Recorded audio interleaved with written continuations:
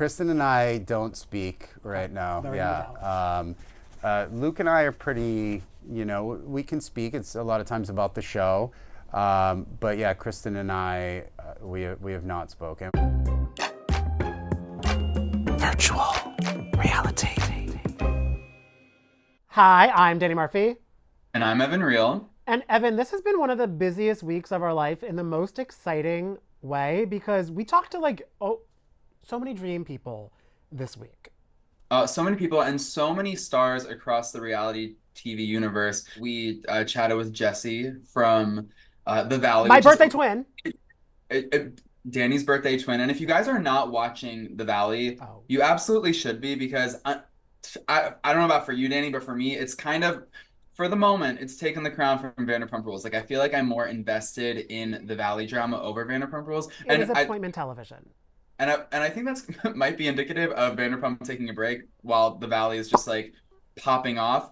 But yeah, we got to talk to Jesse from the Valley, Amir from Summer House, Martha's of Vineyard, and Rachel Fuda. Many people in so little time. I know. Well, we got to kick it off with Jesse first because, yes, we're loving the Valley while Vanderpump is taking a pause this summer. I hope the Valley picks cameras right back up because so much is going down, and especially what I'm interested in because Jesse was opening up to us about his current civil relationship with Michelle. They are obviously no longer together, but he kind of opened up about how that has made him a little bit more calmer and grounded. He did give us grounded energy today.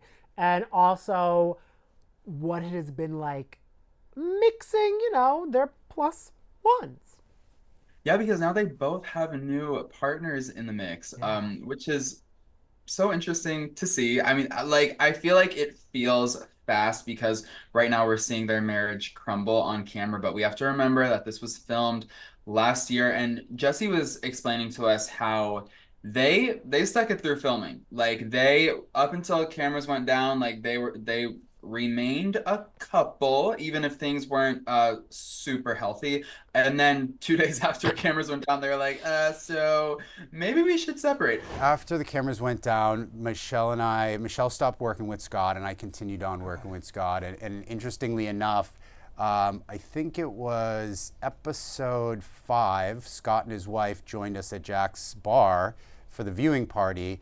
And I was having a conversation with him just like that, and just like this, and him and his wife are both coaches, and they looked at each other and they're like, you're so much more grounded now. They're like, it was like, I'm happier, I'm more grounded, I'm more, I feel better, I look better, it's just, I think it was just a better, it was just a better thing for both of us.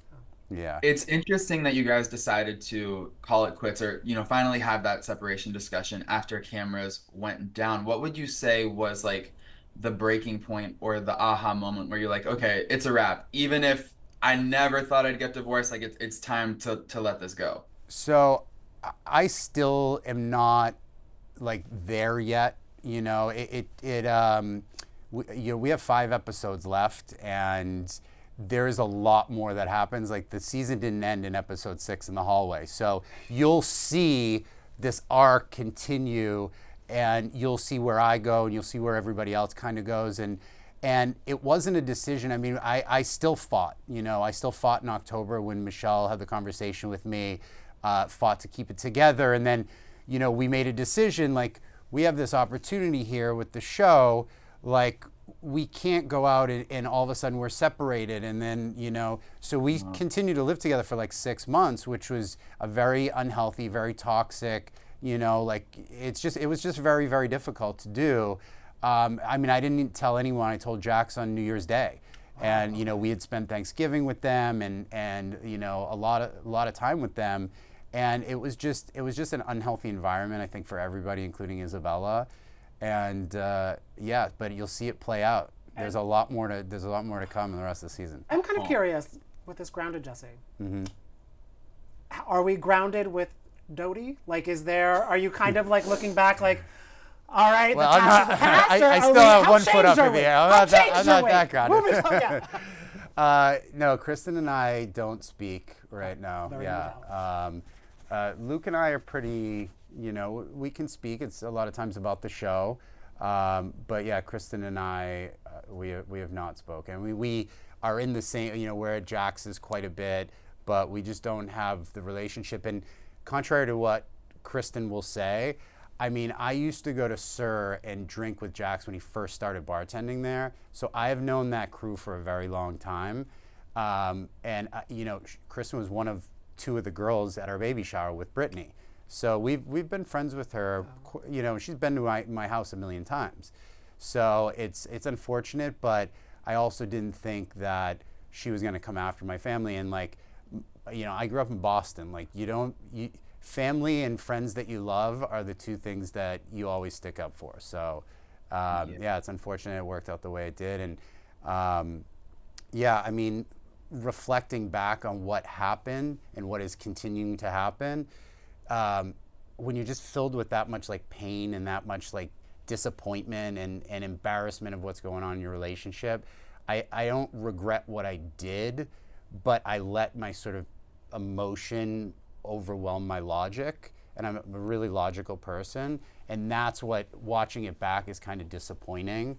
To be in that position where you're just so angry and so hurt, and watching what's going on at home, I knew it wasn't great. So that's where I'm at with her. Yeah. Watching the show back, even though, Kristen was certainly involved in a lot of the drama that played out between you and Michelle, do you place any blame on Janet and or Jax? Because it looks like they like to get a little messy and they planted some seeds. They were a little involved. So what are your thoughts there? Yeah. I don't blame Jax because I've known him for 25 years, and that would be like blaming him for the last 25 years of our relationship together. Janet's are trending in that direction. I don't know. Again, there's so much more to play out that I think you'll see. Everybody has such an interesting personality and a dynamic that was going on that I didn't know about. Yeah. So, I don't know. Maybe it's a show where there is no villain. One week there's a villain, the next week there's a new villain. So I mean, a villain. Yeah, five more episodes to see who's next. So he told us that was in September. Now it's May, and they both have new loves in their life. So it's good to see, and the loves have met each other, and everyone gets along with little Isabella. So there was a part of me that was kind of curious. It's like, did you wait to stick it out just to see, or because you didn't want Kristen Doute, Andy, and a camera at the ready? Because of course, if you're watching The Valley, Doute has been dotying, as we know she has been doing for the past decade. And a lot of it has been in the mix of Jesse and Michelle's relationship. And clearly from our conversation with him, he's not in a better place with Kristen. So I wonder if that was part of, he's like, let's just be able to figure this out on our own time without the Greek wire. That's a really good point, and probably actually very accurate.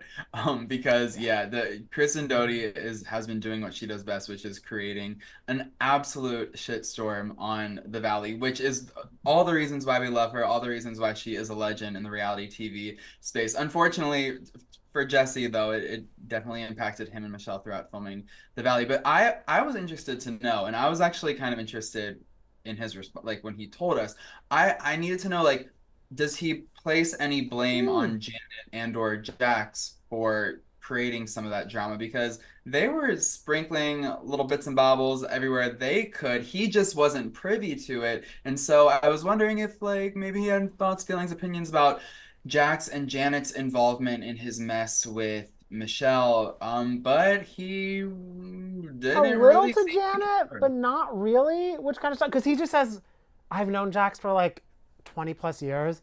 I know how he operates, so it wasn't that surprising to him, I guess. And that's also why we asked him about how he feels Jax and Brittany could move forward in their relationship. If you want to hear about that, though, you got to subscribe to our newsletter. Link in the bio wherever you listen to this, because we could talk about so much of our Jesse interview for so much longer, but we have to talk to our flexible boy, Amir Lancaster. Yes, I mean, as you guys saw in that last episode of Summer House Martha's Vineyard, he was straight flexing and He stretching, And it's showing us. funny, we were chatting in the green room, and I don't think he'd care about me saying this. That like, and this has been like the year of butts on Bravo, like because we were talking about how Danielle in the recent Summer House, he talked about Preston, his like it's the year of the booty. Everyone is cheeks up, Danny. Yes, God bless. Yeah. Well, he wasn't cheeked up today in studio when we chatted with him, Well, but he you was. didn't see him in person. Yeah, exactly. But he was ready to dish on some of the drama that's going on in the Martha's Vineyard world, which a lot of it has to do with his girlfriend Natalie. Like that created some tension. I mean, I don't think he was aware of the thoughts and feelings that his castmates had about Natalie, but we of course asked him what he thought when he saw those confessionals play back. Now, engagement. It seems like you got a lot of side eye for bringing that up. It appeared on the show that maybe even Natalie gave you some side eye, so I just want to know what the conversations are about a potential engagement and a timeline and everything. And I mean, I would love to see it. Yeah. The timeline is tentative. I mean, we've talked about it. It's something that has been a conversation. We obviously know the direction in which we want this relationship to go, but at the same time, we want to make sure that there are things in place that once it does happen, that like our life benefits from it. And so we don't want to do an engagement just because like we need a ring to commit to each other and like show that. Like we actually want it to be a celebration of us taking that next step. And that is something that we've talked about, I mean, since like the 4th month of us dating. Like this is genuinely someone who I very much care about. She cares a lot about me. She's helped me go through a lot and develop as a man, and that's really hard to do as a woman because a lot of women are like, show up whole or don't show up at all. And she's like, actually, I wouldn't mind being a part of that process. Yeah. Oh, that's really sweet. Are you guys still working together? We are working together. We're at different brokerages, but we work and do the same deals. Like right now, she's back in Austin while I'm here, and she just got 4 brand new listings. Like the girl is a hustler. Yes. She's a hustler. Well, because that is kind of interesting, because Candace from Housewives of Potomac. Do you follow her on Twitter? I do. I saw. Okay. Yeah. So you saw what I was about to pull up. Yes. How were your thoughts? Because she says some of the answers were giving corporate America. Yeah. That's her man, everything like that. And also she wasn't fully alone. There were some other fans that were kind of agreeing with her and Yeah. everything like that. So what is kind of your response to Candace and co for the way Natalie kind of talked in that way about y'all's relationship? She's not sure of what to say or how to come across in the right way. So she is trying to be as poised and as perfect as possible because she doesn't want people to hate her.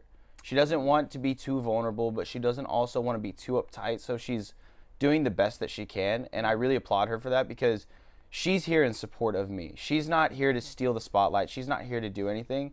So she's going to make sure that she gives the right answers that don't come off too bashful or too entitled or anything like that. And so, when we're talking about our business or what the next steps are, she's giving you the bare minimum. And if I want to come in and put a little whipped cream on top of that, she is excited for that, but she knows that's not necessary. That's why the reunion is going to be so good, because no one can let like anything slide, which is why it's so great to watch.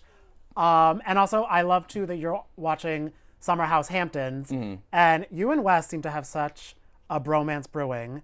Have you hung out with him and Sierra together? Do we like this vibe for them? I actually haven't had the opportunity to hang out with him and Sierra together. Traditionally, we try and keep it like some good bro time. We've had some conversations about his life and what life has been like post-vacation. And so I'm just excited to see how the rest of the season plays out, so that way it just starts to make a lot of sense. As a buddy of West, Yeah. do you hope that he and Sierra work out just from what he's told you about? Oh yeah, absolutely. I truly think that like there is an opportunity for something really fun and really like authentic between them. I mean, just the way that they're coming off on this season, I'm like, Man, that's cute. Like y'all call each other little aliens and all this stuff. Like that's so nice. And it's also, I feel like all like the more tenured couples in the house, like, oh, that's cute. You guys are flirting. Oh, you guys think it's so cute. Wait a year or two. Right, exactly. Everyone gets past it, but Yeah. it's nice to see like some new love and love in like a way that's like love's a stretch. It's nice to see a new kindling, and it's nice to see it in like a very fun and authentic way that's not like cringy to watch. Yeah, so he said his piece about all that, which I'm very glad to hear what he had to say. We got him to open up a little bit more about his friendship with West and what he thinks kind of the future of West and Sierra will be. And well, you asked a great question. You were like, from what you know, would you like to see them continue getting together? And he seemed supportive, but then Danny, you asked a great question, and you were like, "Hey, we got Bria and Jasmine, and Wes coming up on our live show, May 16th at Chelsea Table and Stage. It is sold out, so if you want to live stream it, you can go to Chelsea tableandstage.com for more information. But if he had one question for that specific group of Bravo celebrities, he was like talking about like what Wes looks for, and like what was he wanted to know if Wes came to Martha's Vineyard, which girlie on the group would be grouping. And I mean, we'll save his pick for when we ask Wes this. Wes, this is your homework assignment if you are listening to this. But I'm curious what Wes' answer will be. I know. Well, and that's the thing too. I was like, okay, so you support Sierra and Wes, but yet you're dreaming about Wes mixing and mingling with a girl from the Martha's Vineyard cast, which I think just because they have developed such a strong bromance, it's less about dating a girl on the Martha's Vineyard cast and just trying to figure out an excuse for Wes to join that series as well, which I honestly, I feel like he would vibe so well with that group. I want them to do more mixing of like, because I feel like they're just so, like, there's so much fun energy. Like, imagine Bria and Paige together.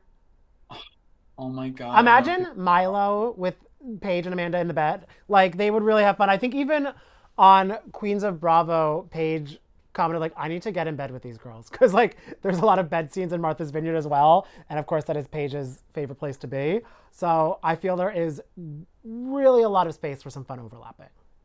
Yes. Oh, bed sore girls, unite. Uniting. There is a new season of Jersey coming back. They don't really spend that much time in bed. Well, Rachel Fuda opened up to us about, having some fun with John Fuda. So there is time in bed, not on the show. Yeah, not on the show, but definitely behind closed doors and when cameras are down. Because as you guys know, John Fuda, he's dropped like 50 pounds. He's looking better than ever. He has prioritized his health and fitness journey. And Rachel told us that has positively impacted their bedroom activities, which good for them. Like, good for them. Go off. Like, Go off. I feel like if Barbara Streisand saw a photo of John Fuda, I wonder if she would comment, her favorite comment, "You look amazing. Are you on Ozempic?" And I feel like he'd be honest with her because he has been honest about taking weight loss medication, and we love that for John Fuda. But what we also love for both of the Fudas is that in this Jersey premiere coming up, guys, it is the Fudas versus Teresa, and when we tell you it gets explosive, like the explosion is just like left, right, bada bing, bada boom, like it is From episode 1. good. What? From episode 1. Like it. Yeah, from just episode 1. Like it's so good. And obviously we had to ask Rachel about her thoughts on the matter, and she had some pretty hot takes about Teresa and why she decided to stand up to her. It seems like Teresa and Jennifer don't mind sort of getting into the mess of what's happening on social media and rumors and stuff. Do you feel like they or I guess why do you feel like they're trying to weaponize the bits and bobbles they find on Twitter or through, an investigation to get in touch with the baby mama? Like, I mean, just what do you think is the intention behind it? Is it to hurt you guys? I think to just make themselves relevant, because that's the name of the game, right? If you have no one to talk about, or you have nothing to bring up, or you don't have to, she holds my husband accountable for the reunion. Which I don't understand. I don't get it. But this is like her retaliation. I don't know. It's missing the mark for me. That's just how I feel about it. It's a little lost in translation, but it's just kind of the little coinky dink, how everything that like, we see on the internet is what makes it into our cast events. She seems to hold John accountable for whatever happened at the reunion, but I do love that you and John are holding her accountable. Like, John's out here able to joke about the double-sided dildo, and then you at Fessler's party, you're like, did you want to say what you said to John's face? Because, he's right here. I feel like newer housewives would be not as ready to go up against an OG like Teresa. But I mean, according to John, she is a has-been. So like, did you kind of go into this season knowing you wanted to like have a moment with Teresa and address her face to face about this situation? Because at the end of the day, it's like, how long could you guys let her get away with it? Look, if someone, whether it's Teresa, whether it was Dolores, whoever it is, right? If you come after my family, I'm going to defend them. I'm doing what anybody else would do. Like, I didn't go into the season thinking that that's what I would do. I definitely thought I was me or my husband or both of us would be attacked for sure. That was definitely in the forefront of my mind.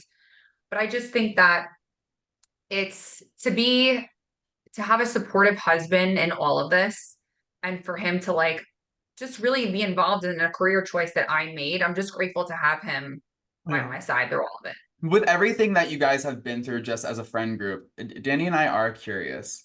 What were your thoughts when Teresa was cast on House of Villains? I was surprised that she would do it, that she would like claim the villain title. So like, what do you think? Awesome for a buck out here in these streets. You got to do what you got to do. Do you know what? Like, a check is a check is a check, I suppose. Yes. And That's it. with the trailer, with some of the teasers of what's unfolded about the financially draining and everything like that, I guess, it's good to have some money streams always pouring in. I mean, she took the title. I mean, I didn't take the first punch, as she says, right? So she called herself a villain. Well, okay. Switching gears just a little bit before we wrap up, Danny and I just have to say, John Fuda is looking so good. He is just looking like tight, right, and together. How has his slim down impacted maybe some bedroom activity? Are we feeling like more on fire than ever? It was so funny because we were just talking about this. He's got me going like the Energizer Bunny over here. Like, it's just too much. He's doing like all these like IV treatments and all these kinds of things. I'm like, are they infusing Viagra into your veins? Like, what is going on here? Like, what is going on? I mean, our marriage is like as strong as it's ever been. I think the show has really helped us and propelled us like in a positive direction, because it brings kind of you back home to like what's important, and it kind of makes you like united again in a weird way.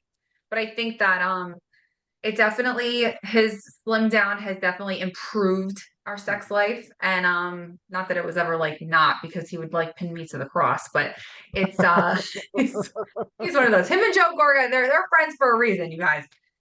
I love that. And that's why me and Evan are so excited that you both are doing our live show in May, because I know your energy and your chemistry. So excited.